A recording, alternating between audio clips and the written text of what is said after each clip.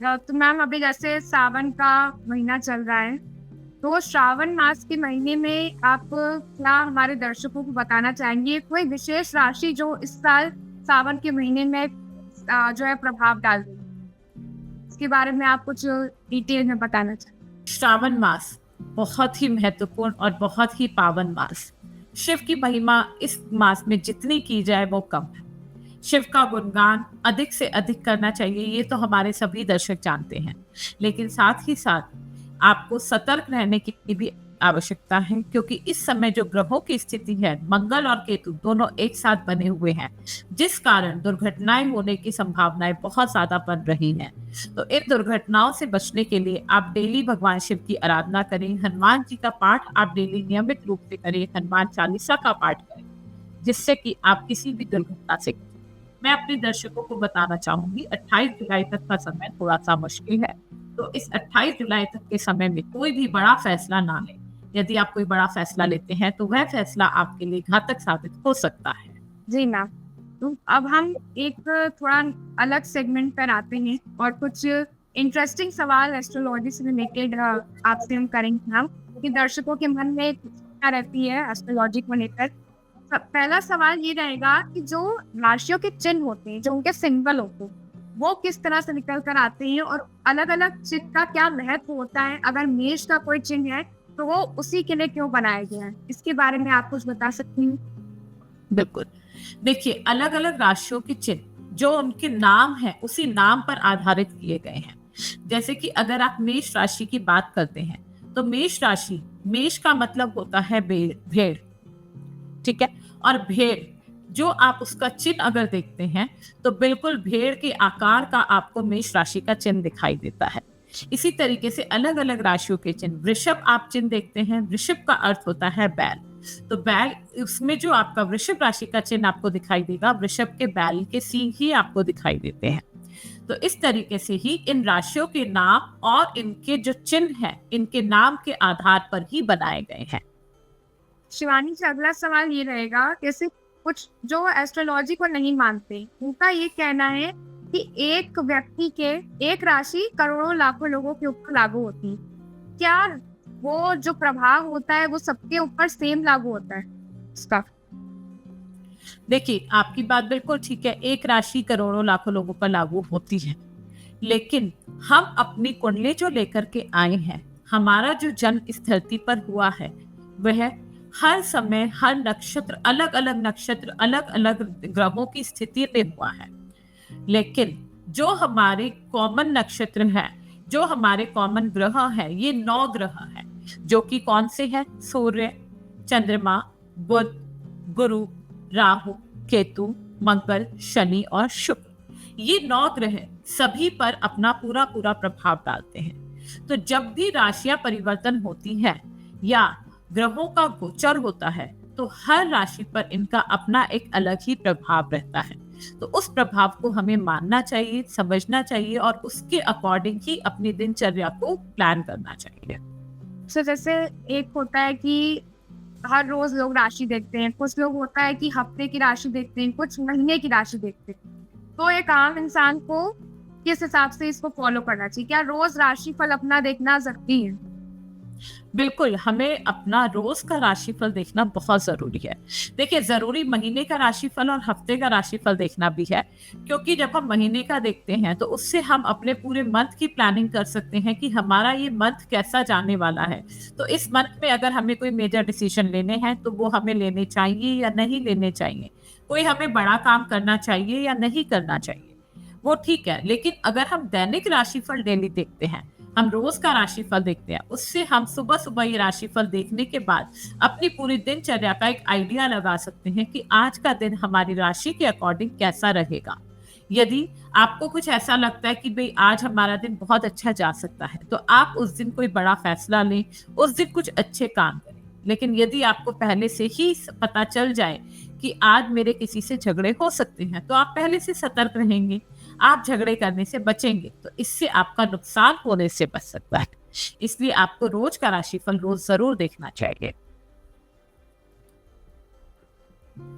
जी ma'am, तो आपने जैसा अभी कुछ देर पहले बोला कि ये साल बहुत ही मतलब मंगल का साल है तो थोड़ा सा सावधानी से रहने वाला साल है। तो अगर हम इसको आप न्यूमरोलॉजी से जोड़ के देखें, आप इस साल के बारे में और क्या बताना चाहेंगी? क्योंकि अभी तो 5-6 महीने बचे हैं। आगे आने वाला समय इस साल का कितना ज़्यादा सतर्क रहने की ज़रूरत है? क्या-क्या लोगों को करना चाहिए? मतलब अपने बचाव के। ये जो साल है 2025।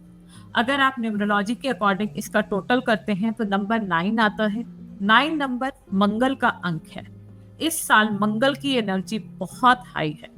हर किसी में गुस्सा, तनाव, अनावश्यक फैसले लिए जाने, जल्दबाजी में फैसले लिए जाने, इस तरीके की संभावनाएं बहुत बन रही है।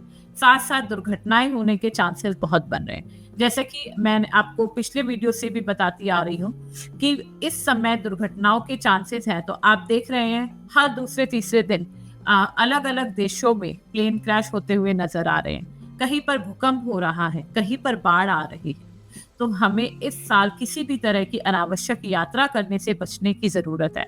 हम अनावश्यक यात्राएं ना करें, जितना हो सके अपने कार्य को घर से करने का प्रयास करें। साथ ही साथ दोस्तों, मैं आपको ये बताना चाहती हूँ कि आप हनुमान जी की आराधना जितनी हो सके करें। हनुमान चालीसा अपने साथ रखें। जिस भी आप जरूरी काम पर जा रहे हैं तो अपनी जेब में 5 इलायची जरूर रखें। हरी इलायची को आपको अपनी जेब में हमेशा रखना है, जिससे कि आप किसी भी तरह की दुर्घटना से बच सकें। जी मैम, हम आपसे जानना चाहेंगे कि अभी जो आने वाले और 5 महीने उसमें क्या आपको कोई ऐसी और बड़ी दुर्घटना आती हुई नजर आ रही है, जिससे पूरे देश को एक सचेत रहने की जरूरत है? बिल्कुल देवांशी, अभी प्रोबेबिलिटी बनी हुई है। हालांकि ये चीज़ बोलनी नहीं चाहिए, लेकिन प्रोबेबिलिटी ऐसी बन रही है कि जो हादसे हमने देखे हैं अभी ये सिर्फ एक ट्रेलर था और बड़ा हादसा अभी होना बाकी है। तो इन हादसों से सतर्क रहने की आवश्यकता है। ज़्यादा इस के बारे में नहीं बोलना चाहूँगी, क्योंकि जो चीज़ें होनी होती हैं उसके बारे में इतना ज़्यादा नहीं बोलना चाहिए। लेकिन मैं आपको जस्ट एक गाइड करना चाहती हूँ कि बड़े हादसों की संभावना अभी बनी हुई है। अभी ये सिर्फ ट्रेलर था। जी मैम, सतर्क रहने की सबको जरूरत है। मैम ने जैसे उपाय बताए हैं, आप सभी वो उपायों को अपनाएं ताकि आप किसी भी दुर्घटना से बच सकें। शिवानी, जब हम मूलांक और भाग्यांक पे थोड़ा सा आपसे जानना चाहेंगे कि लोगों को क्या सिर्फ मूलांक पे ही अपना जो भविष्य है वो देखना चाहिए, कि मूलांक भाग्यांक का कॉम्बिनेशन बहुत जरूरी होता है? देखिए, मूलांक की अगर मैं बात करूं, मूलांक होता क्या है? जो आपकी डेट ऑफ बर्थ होती है, जिस तारीख को आपका जन्म हुआ है, उस तारीख को जब आप सिंगल डिजिट में बदल देते हैं तो वो आपका मूलांक है। और भाग्यांक क्या है? भाग्यांक में आपकी कंप्लीट डेट ऑफ बर्थ ली जाती है, यानी कि आपकी डेट, मंथ और ईयर जब हम तीनों को टोटल करते हैं और सिंगल डिजिट में कन्वर्ट करते हैं, तब वो हमारा भाग्यांक होता है। अब क्या हमें मूलांक लेना चाहिए या भाग्यांक? मूलांक जो है वो आपके नेचर को बताता है, किस तरीके का आपका स्वभाव रहेगा, कैसा आप बिहेव करते हैं। लेकिन भाग्यांक जो होता है वो आपके साथ में होने वाली घटनाओं के बारे में बताता है। भाग्यांक बताता है कि किस तरीके से आपका जीवन चलने वाला है। तो आपको मूलांक और भाग्यांक दोनों का कॉम्बिनेशन लेना भी बहुत ही जरूरी है, क्योंकि आपका नेचर और साथ में आपका भाग्य कितना आपका साथ दे रहा है। जब आप दोनों के कॉम्बिनेशन को लेकर के चलते हैं तब आपकी स्थिति और उत्तम हो जाती है। जैसे कि अगर मैं बात करूं मूलांक 1 के जातकों की, मूलांक 1 किनका होगा? जिनकी डेट ऑफ बर्थ होगी 1, 10, 19 या 28, इनका मूलांक 1 रहेगा। ये लोग थोड़ा इगोइस्टिक होते हैं, थोड़ा गुस्से वाले होते हैं, इनको गुस्सा जल्दी आ जाता है, इनको हर फील्ड में आगे रहना पसंद है। ये पीछे रहना बिल्कुल पसंद नहीं करते। अगर ये किसी स्थिति में पीछे हो जाते हैं तो इनको गुस्सा बहुत जल्दी आ जाता है। ये चाहते हैं हम हमेशा नंबर 1 रहें। ये बॉर्न लीडर्स होते हैं और स्पेशली 19 डेट वाले जो होते हैं, इनके अंदर टैलेंट कूट कूट कर भरा है। ये अपने आप को किसी से नीचा देखना बिल्कुल पसंद नहीं करते, अपनी बात को मनवाते हैं, इनबिल्ट राजा हैं। इसके साथ ही अगर मैं भाग्यांक की बात करूं, अगर इनका भाग्यांक भी 1 हो जाता है तो 1 और 1 का कॉम्बिनेशन बन करके इनका गुस्सा, इनकी ईगो, इनकी लीडरशिप क्वालिटी, इनकी डिटर्मिनेशन सब कुछ बढ़ सकती है। लेकिन अगर यहाँ भाग्यांक 1 की जगह 2 आ जाए तो इनका स्वभाव थोड़ा सा कोमल हो सकता है, क्योंकि चंद्रमा बहुत ही कोमल है। हाँ जी मैम। अब हम जानना चाहेंगे कि एस्ट्रोलॉजी और न्यूमरोलॉजी, क्या कुछ लोगों को सिर्फ एस्ट्रोलॉजी देखनी चाहिए या न्यूमरोलॉजी पर फोकस देना चाहिए, या दोनों क्या कनेक्टेड है एक दूसरे से? न्यूमरोलॉजी और एस्ट्रोलॉजी दोनों ही आपस में कनेक्टेड है। कैसे? क्योंकि हम ग्रहों की बात कर रहे हैं। न्यूमरोलॉजी में भी हम ग्रहों को ही देख रहे हैं और एस्ट्रोलॉजी में भी हम ग्रहों को ही देख रहे हैं, लेकिन ये दोनों पद्धति जो है ये बिल्कुल अलग अलग पद्धति है। ज्योतिषी जो है वो नक्षत्रों के ऊपर डिपेंड करती है, किस तरीके से नक्षत्रों की चाल है उस पर हम ज्योतिषी को देखते हैं, लेकिन न्यूमरोलॉजी पे हम केवल ग्रहों को देखते हैं। हमें अगर हम अपने दैनिक दिनचर्या की बात करें तो न्यूमरोलॉजी से हम बहुत अच्छे से अपनी दिनचर्या को चला सकते हैं। साथ साथ न्यूमरोलॉजी से हम अपनी डे टू डे डिसीजंस बहुत अच्छे से ले सकते हैं। लेकिन अगर हम वास्ट सेंस में जाना चाहें तो वास्ट में हमें ज्योतिषी को नहीं भूलना है। ज्योतिषी हमें वास्ट के लिए बहुत अच्छा। मैम, लोगों में कंफ्यूजन भी होता है कि इतने सारे एस्ट्रोलॉजी में एस्पेक्ट्स होती हैं, लाल किताब होती है, वैदिक एस्ट्रोलॉजी होती है, अलग अलग थोड़ा सा मैजिक का भी इसमें होता है, तो आप इसको किस तरह से कनेक्ट करके देखती हैं? क्या मैजिक को एक मेजर, क्योंकि लोगों का जादू और ये सब से बहुत एक अट्रैक्शन होती है, क्या मैजिक को इससे जोड़ना, एस्ट्रोलॉजी से जोड़ना क्या सही है? देखिए, मैजिक अगर आप नॉर्मल मैजिक की बात करें तो वो एस्ट्रोलॉजी से कनेक्टेड नहीं होता, लेकिन हाँ, व्हाइट मैजिक और ब्लैक मैजिक दो तरह के मैजिक होते हैं जो कि एस्ट्रोलॉजी में कनेक्टेड होते हैं। व्हाइट मैजिक वो मैजिक है जिसे कि किसी के भले के लिए किया जाता है। जब हम किसी का बेनिफिट चाहते हैं उसके लिए व्हाइट मैजिक किया जाता है। लेकिन ब्लैक मैजिक जो है वो तंत्र साधना में आता है, जिसे कि बुरे कामों के लिए किया जाता है। तो ब्लैक मैजिक से हर किसी को बचना चाहिए। आज के समय में मैं देख रही हूँ ब्लैक मैजिक की स्थिति बढ़ती जा रही है दिल, तो हर किसी को अपने आप से प्रोटेक्ट रहना बहुत जरूरी है। इसके लिए आप लोग चाहें तो क्रिस्टल्स का यूज कर सकते हैं। प्रोटेक्शन ब्रेसलेट्स आते हैं, आप उस ब्रेसलेट्स को वियर कर सकते हैं जिससे कि आप प्रोटेक्टेड रहें। आप अपने घर में धुनी जरूर देनी चाहिए, देखिए आप किसी भी तरह के ब्लैक मैजिक ना पड़े। और जहां तक बात करूं मैं अलग अलग पद्धति की, एस्ट्रोलॉजी में बहुत सारी पद्धतियां हैं और हर पद्धति का अपना एक इम्पोर्टेंस है, अपना एक महत्व है। तो ऐसा नहीं कह सकते हम कि कोई पद्धति छोटी है या कोई और पद्धति बड़ी है। हर पद्धति बहुत इंपॉर्टेंट है, सबकी अपनी अपनी इम्पोर्टेंस है, तो हमें सभी की रिस्पेक्ट करनी चाहिए। जी मैम, मेरा लास्ट क्वेश्चन रहेगा। अभी जुलाई महीना खत्म होने में लगभग एक हफ्ता बाकी है, तो इस एक हफ्ते में क्या कुछ ऐसा हो सकता है, कुछ क्या बड़ी घटना या अच्छा रहने वाला है, कैसा हफ्ता रहने वाला है, आप थोड़ा सा उसकी शॉर्ट इंसाइट दे दीजिए और साथ ही उपाय भी बता दीजिए, अगर कोई उपाय इस हफ्ते लोगों को करना चाहिए।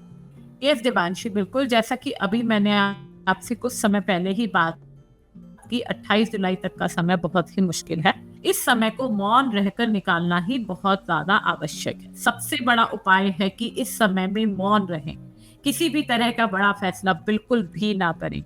हो सकता है आपके घर में तनाव की स्थिति हो। बहुत से लोग ये चाहेंगे कि इस समय हम अपनी वाइफ से डाइवोर्स ले लें, या वाइफ चाहेंगी कि हम अपने हस्बैंड से डाइवोर्स ले लें। लेकिन प्लीज जुलाई के महीने में किसी भी तरह का बड़ा फैसला मत कीजिए। मन करेगा छोड़ के मैं बैठ जाऊं, अपने घर से मैं दूर चला जाऊं, या आपका मन करेगा कि मैं पढ़ाई छोड़ के बैठ जाऊं, लेकिन आपको कोई भी बड़ा फैसला नहीं लेना है। थोड़ा सा पेशेंस आपको रखने की जरूरत है और बिल्कुल भी नहीं करनी है। स्पेशली 28 जुलाई को तो बिल्कुल भी नहीं। 28 जुलाई बहुत बड़ा दिन है, इस दिन बहुत कुछ होने की संभावनाएं हैं, तो इस दिन आप घर से बाहर बिल्कुल ना निकले। जरूरी काम आपको करने होंगे, लेकिन अनावश्यक घर से बाहर ना निकले। और बार बार मैं आपको आज के वीडियो में यही बता रही हूँ, हनुमान जी की साधना को नहीं भूलना, हनुमान चालीसा सुंदरकांड का पाठ जरूर करें। जी मैम, क्योंकि आपने 28 जुलाई का बार बार एम्फसाइज किया है, सोशल मीडिया पे भी जो यंग जनरेशन है वो एक मीम कह सकते हैं, लेकिन है तो मतलब सच्ची, ये तो आप बेहतर बताएंगी कि 7 जून से 28 जुलाई का समय रिलेशनशिप्स के लिए बड़ा क्रूशियल समय है। इसके बारे में थोड़ा सा आप क्या बताना चाहेंगे, ऐसा क्यों? मैं भी बताया, आप लोगों का मन करेगा कि इस स्थिति में हम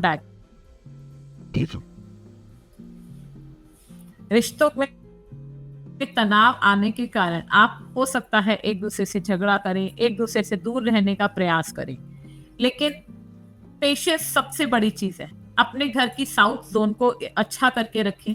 साउथ में अगर आपको कुछ प्रॉब्लम नजर आ रही है तो वहां पर आप कुछ रेड कलर जी के साउथ में जरूर लगा करके रखें, जिससे कि आपके रिलेशनशिप स्ट्रांग हो सके। साथ ही साथ अगर आप चाहें तो आप अपने घर के साउथ में डेली शाम के समय एक दिया जरूर जलाएं, सरसों के तेल का दिया, जिससे कि आपके रिश्तों में तनाव जो है वो दूर हो। साथ में प्रॉब्लम आने से भी आपके रिश्तों में तनाव आ सकता है। नॉर्थ में प्रॉब्लम आने से आपको केवल रिश्तों का ही नहीं, आपको धन से संबंधित समस्याएं भी झेलनी पड़ सकती हैं। नॉर्थ का भी ध्यान रखना बहुत जरूरी है। साइड बाय साइड आप अपने आप को थोड़ा सा पेशेंस रखें। जी मैम, तो एक लास्ट सेगमेंट हम छोटा सा करेंगे, आप अपने बारे में हमारे दर्शकों को थोड़ी सी जानकारी दे दीजिए। बिल्कुल, जैसा कि ऑलरेडी आप बता चुके हैं देवांशी कि मैं ऑकल्ट मास्टर हूँ शिवानी, मैंने numerology, tarot reading, palmistry, astrology, vastushastra में बहुत सी स्टडी की हुई है, रिसर्च की है।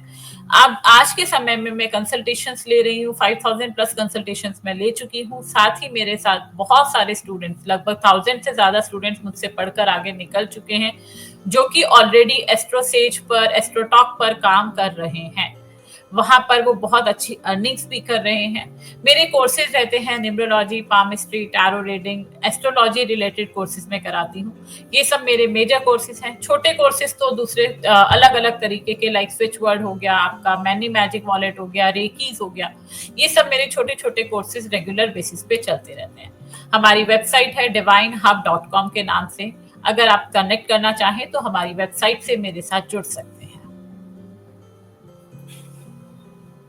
जी बिल्कुल, तुम्हारे दर्शक शिवानी जी से कनेक्ट कर सकते हैं, जैसा उन्होंने अपनी वेबसाइट के बारे में बताया।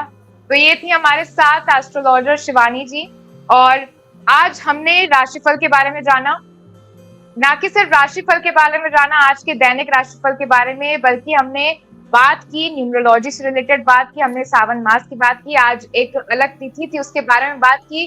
कल फिर से मिलेंगे आपसे, कल फिर से आपसे जुड़ेंगे मैम के साथ कल के राशिफल के लिए। तब तक के लिए धन्यवाद।